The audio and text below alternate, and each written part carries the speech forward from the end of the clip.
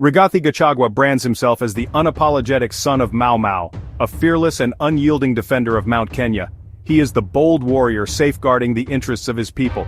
But what if this carefully constructed image is merely a facade? Emerging patterns suggest a troubling reality. His political positions are astonishingly fluid. The evidence points toward a leader whose actions are often contradictory and self-serving. The reality on the ground tells a different, more somber story. Has the man who promised the people of Mount Kenya salvation betrayed them? Is Rigathi Gachagua a self-serving false prophet? The fortress he claims to be building may ultimately become a prison.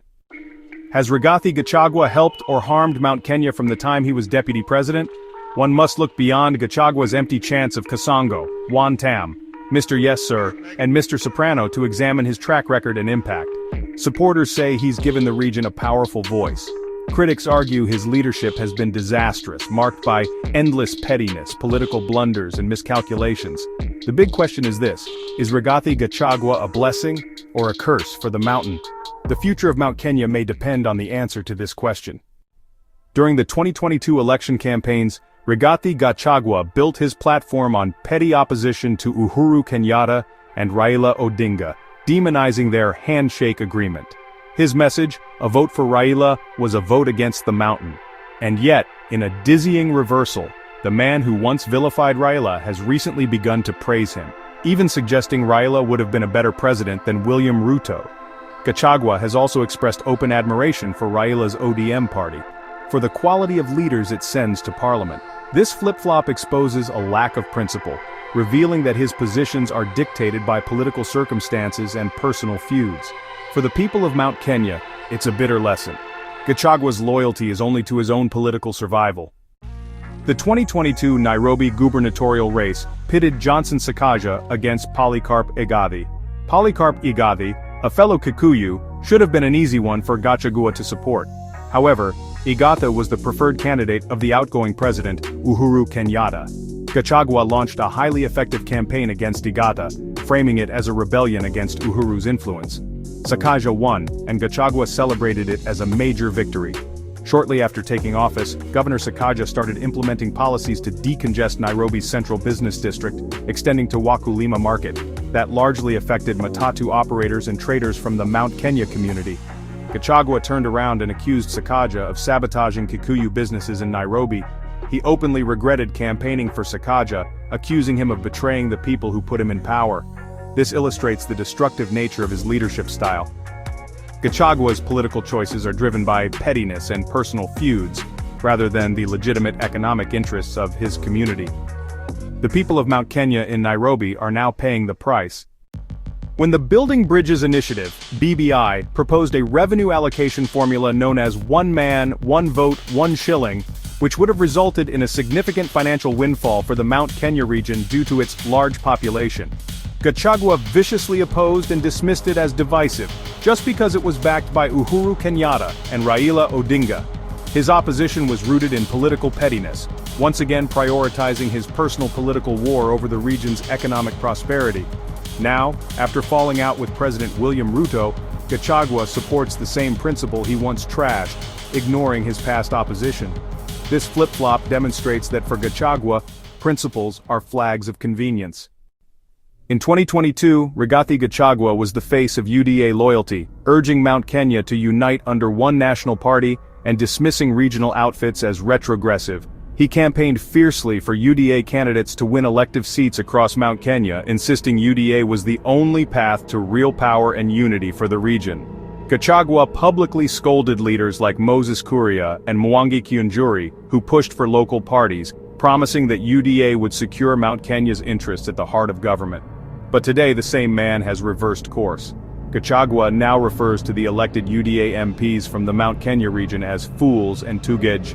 He is now championing a strong regional party for Mount Kenya, claiming it's essential for Mount Kenya's political survival. He argues that only a party owned by the mountain can protect the community from betrayal by national parties. This dramatic shift is less about the region and more about his own political survival after falling out with President Ruto. Gachagua's new push for a regional party is a bid to regain lost influence, not a principled stand for Mount Kenya. Once again, he asks the people to follow him. not for their benefit but to serve his changing ambitions. The community is left questioning whether their political direction is about their future or about Gachagua's next unpredictable move. Gachagua's journey from UDA loyalist to regional champion is a story of shifting loyalties and personal power plays. His loyalty is not to Mount Kenya's political future, but to whichever party serves his personal leverage at the time. The people of Mount Kenya must decide if they're willing to follow him down yet another uncertain path. The stakes are high, but the motives are clearer than ever. In the end, it's not about unity or division. It's about who holds the reins. Kenya Kwanza promised to uplift hustlers, small traders and entrepreneurs, especially in Mount Kenya. Gachagua vowed to end state harassment and create a business-friendly environment. But under his watch, small traders faced relentless tax crackdowns from the Kenya Revenue Authority. Tax officials visited markets and shops in Nyeri, Kiambu and Murang'a, imposing crushing compliance demands that threatened their survival. The enforcement was selective. Small businesses were targeted while politically connected firms are spared. This double standard fueled anger and a sense of betrayal among the very hustlers who voted for change. The government, once seen as a partner, now felt like a predator. Gachagua, once the defender of the common man, presided over a system squeezing the vulnerable for revenue. The promised bottom-up transformation became a top-down shakedown. Small traders were left struggling, wondering if the campaign promises were just empty words. Traders on Nairobi's Kirinyaga Road and Nyamagoma were hit even harder by a flood of cheap Chinese goods coming in following the arrival of the Chinatown franchise. The economic pain was real, and the sense of abandonment was growing. For many, the dream of prosperity turned into a nightmare of survival. The hustler's champion was now the face of their hardship.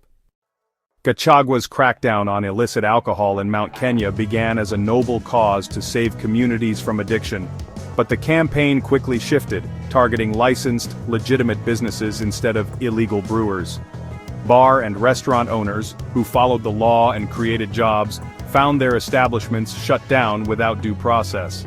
The crackdown was selective, sparing businesses linked to Gachagua's political allies, while devastating ordinary entrepreneurs. Many saw it as a political tool, not a genuine public health effort. The result? Job losses, shuttered businesses, and a crippled local economy. Gachagua's promise to protect wealth creators backfired, turning them into casualties. The fight against illicit brew morphed into a war on legitimate hustle. Communities were left reeling, questioning the true motives behind the campaign. Instead of relief, there was resentment and economic pain. The crackdown deepened mistrust and widened political divides. What began as a moral crusade now looked like economic sabotage. The people of Mount Kenya were paying the price for a policy gone wrong. Coffee, tea, and dairy farmers across the Mount Kenya region were promised sweeping reforms by Gachagua. He vowed to dismantle cartels, stabilize prices, and put more money in farmers' pockets. 2 years later, the same problems persisted: low payouts, delayed payments, and corrupt cooperatives. Coffee, tea, and dairy farmers saw little change despite all the campaign rhetoric. Promised reforms remained unfulfilled, leaving farmers feeling abandoned. The system was still rigged, and Gachagua's loud promises did not deliver results. The region's agricultural backbone was under strain, not from outside forces but from government inaction. As Gachagua focused on political battles, farmers' hopes withered. The economic pain was real, and trust in his leadership faded. Rigathi Gachagua's legacy in government is one of missed opportunities and broken promises. Farmers who built the region's economy were now its forgotten victims. The gap between promise and reality has never been wider. Mount Kenya's agricultural heartland is still waiting for the change Gachagua so eloquently promised. Rigathi Gachagua has displayed a disturbing willingness to weaponize state power to crush dissent, particularly from the youth. In a chilling move, he branded emerging youth movements with the dreaded Mungiki label. This was a calculated and dangerous tactic. Gachagua deliberately painted a target on the backs of young activists, justifying a heavy-handed state response. This strategy of criminalizing dissent was deployed against any young person or group that dared to question the administration's policies. They were met not with dialogue, but with threats and intimidation. A clear and direct threat aimed at silencing the very generation he should be empowering. Instead of addressing the root causes of their frustration, he chose to label them as criminals, a classic authoritarian tactic to avoid accountability. It alienated an entire generation, pushing them further away from mainstream politics. Rigathi Gachagua's leadership has left Mount Kenya politically adrift, grappling with a severe leadership vacuum. For decades, the region had a clear political hierarchy, but today, that coherence has shattered. Gachagua's politics has fractured the mountain's elite, leaving it weak. He has alienated experienced leaders and sidelined emerging talent. The youth felt demoralized, witnessing a regime that ignores their plight. Businesses suffered, caught between taxation and crackdowns. The promise of economic revival has become an assault on hustlers, creating fear and stifling growth. Businesses closed and economic despair was setting in. Mount Kenya's influence was diminishing. Gachagua's leadership hollowed it out, leaving it exposed. Perhaps the most enduring and honestly dangerous legacy of Rigathi Gachagua's leadership will be the wall of resentment he has built around the Mount Kenya region. His constant promotion of the shareholder model and his rhetoric of ethnic entitlement have fundamentally altered how the community is perceived by the rest of the nation. The Kikuyu are enterprising people that thrive on trade, trust, and business ties across the country. Gachagua's isolationist path is economic suicide. By alienating other communities, Gachagua risks erecting economic and social barriers that will ultimately harm his own people.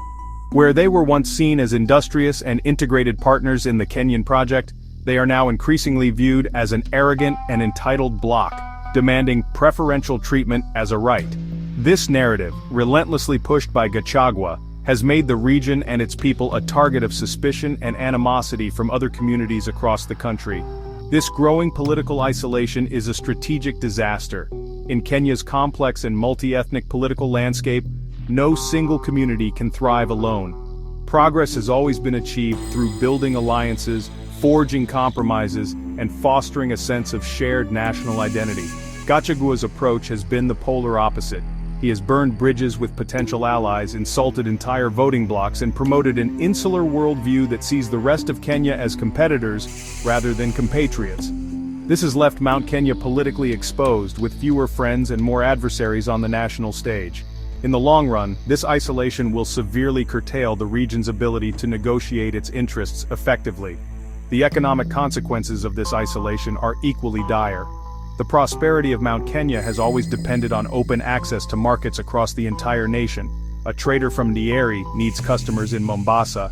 A farmer from Nyandarua needs to sell their produce in Kisumu. When the people of a region are perceived as arrogant and chauvinistic, social and economic barriers inevitably arise.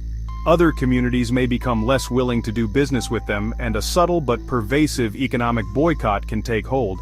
A few months ago, a chilling precursor of an economic boycott was witnessed when counties in the coast and northeastern regions of Kenya started banning the transportation and sale of muguka in their regions. Gachagua's rhetoric is poisoning the well of national goodwill from which his own people have drunk for generations, threatening their economic lifelines. In essence, Mount Kenya's future is being sacrificed at the altar of Rigathi Gachagua's ego. From the economic betrayal of its hustlers and farmers to its dangerous political isolation, the damage is multifaceted and deep. His leadership has not protected the mountain, it has endangered it. He has traded the region's long-term health and stability for his own short-term political survival, leaving behind a legacy of division, disillusionment, and decline. The very foundations of the region's strength, its unified leadership, its dynamic youth, its thriving businesses, and its national integration, are being systematically eroded under Gachagua's watch. We have journeyed through Rigathi Gachagua's political conduct, a path marked by personal feuds, pettiness, contradictions, and betrayals. His public persona as Mount Kenya's fierce defender clashes with the consequences of his actions. A consistent pattern emerges: the politics of convenience, vengeance, and raw opportunism. The economic landscape of Mount Kenya now bears the scars of his leadership. His rhetoric and the drumbeat of ethnic entitlement have built walls of resentment, isolating the community. This brings us back to the central question: has Rigathi Gachagua helped or harmed the long-term interests of the mountain? Is Rigathi Gachagua a blessing or a curse for the mountain? Evidence points overwhelmingly towards a harmful curse. Gachagua is the cause of the mountain's downfall, the architect of its decline. While small traders struggle with rising taxes, farmers sink deeper in debt, and the youth roam jobless, Gachagua is busy drowning Mount Kenya in empty chants of Kasongo, Juan Tom, Mr. Yes Sir, and Mr. Soprano. because it is much easier to distract than to deliver. The future of a community as vital as Mount Kenya cannot be left to the whims of one man's personal feuds, political miscalculations, and empty chance. There's a Kikuyu proverb that warns against repeating mistakes. Making a mistake once is human, but repeating the same mistake twice is foolishness. The first time Mount Kenya followed Gachagua, they were sold promises. If they follow him again, they'll buy their own downfall with eyes wide open.